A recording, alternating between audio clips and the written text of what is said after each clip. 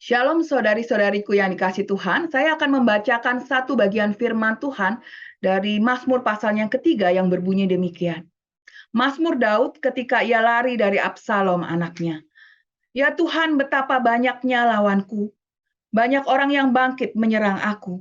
Banyak orang yang berkata tentang aku, baginya tidak ada pertolongan daripada Allah, Selah. Tetapi Engkau Tuhan adalah perisai yang melindungi aku. Engkaulah kemuliaanku dan yang mengangkat kepalaku. Dengan nyaring aku berseru kepada Tuhan dan Ia menjawab aku dari gunungnya yang kudus, Selah. Aku membaringkan diri lalu tidur. Aku bangun sebab Tuhan menopang aku. Aku tidak takut kepada puluhan ribu orang yang siap mengepung aku. Bangkitlah Tuhan, tolonglah aku ya Allahku. Ya Engkau telah memukul rahang semua musuhku dan mematahkan gigi orang-orang fasik. Dari Tuhan datang pertolongan, berkat-Mu atas umat-Mu. Selah.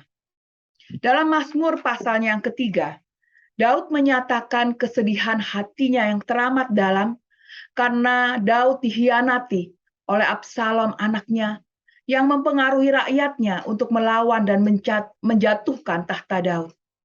Daud melarikan diri dengan hati yang pedih, dan dia berteriak kepada Allah tempat Daud bersandar dan mempercayakan hidupnya selama ini.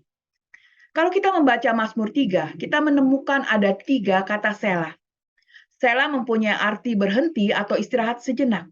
Dan sebagai umat Tuhan, masa berhenti atau istirahat sejenak ini kita pakai untuk memikirkan tentang Tuhan yang kita kenal melalui firman-Nya dan melalui pengalaman kita bersama Tuhan. Selah yang pertama dalam Mazmur 3 ada di akhir ayatnya yang ketiga.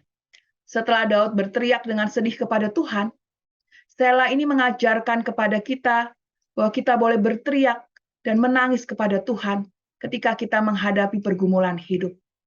Tetapi setelah menangis di hadapan Tuhan, kita harus punya waktu selah untuk berhenti menangis. Kemudian berdiam di hadapan Tuhan. Dan mulai memikirkan siapakah Tuhan kita. Membaca firman Tuhan, mengingat semua pengalaman hidup kita bersama Tuhan. Sehingga masa selah itu menjadi masa yang menguatkan iman percaya kita kepada Tuhan. Bahkan dalam masa tersulit di hidup kita seperti yang dialami oleh Daud.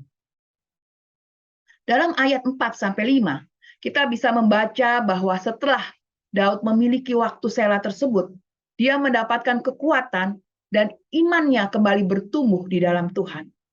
Daud menyatakan bahwa Tuhan adalah perisai yang melindunginya.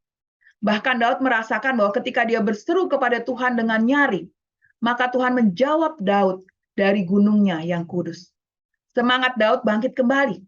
Imannya kepada Tuhan kembali dikuatkan. Karena masa selahnya digunakan oleh Daud untuk memperkuat pengenalan dan kepercayaannya kepada Tuhan. Di akhir ayatnya yang kelima, setelah iman Daud semakin kuat, kita membaca kembali bahwa Daud memilih untuk selah yang kedua.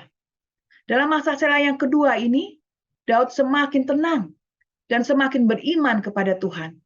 Sehingga kalau kita membaca ayat 6-9, Daud menyatakan bahwa dia bisa tidur. Dan pastilah Daud bisa tidur dengan nyenyak, bukan tidur dengan gelisah.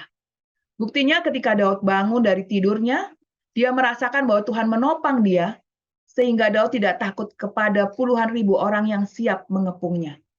Masa selahnya benar-benar digunakan Daud untuk memperkuat iman percayanya kepada Tuhan. Dan inilah yang membuat Daud bisa merasakan kemenangan, bahkan ketika dia masih berada dalam pergumulan hidupnya. Di akhir ayat 9, Daud memasuki masa selah kembali. Ini mengajarkan kepada kita bahwa ketika iman percaya kita kepada Tuhan sudah dikuatkan kembali, kita harus terus menyediakan waktu selah. Waktu di mana Daud kembali merenungkan pertolongan Tuhan dan mengucap syukur. Saudara-saudariku yang dikasihi Tuhan, marilah kita belajar dari teladan hidup Daud untuk memiliki waktu selah di dalam Tuhan. Jadi kita bukan hanya membaca firman Tuhan dan setelah selesai menutup Alkitab kita dan kembali dalam kesibukan kita sehari-hari. Tetapi setelah membaca firman Tuhan, sediakan waktu tenang untuk merenungkannya, memikirkan segala kebaikan Tuhan dalam hidup kita, dan mengucap syukur. Para wanita yang kasih Tuhan, selamat menikmati masa selah bersama Tuhan. Tuhan memberkati kita semua. Amin.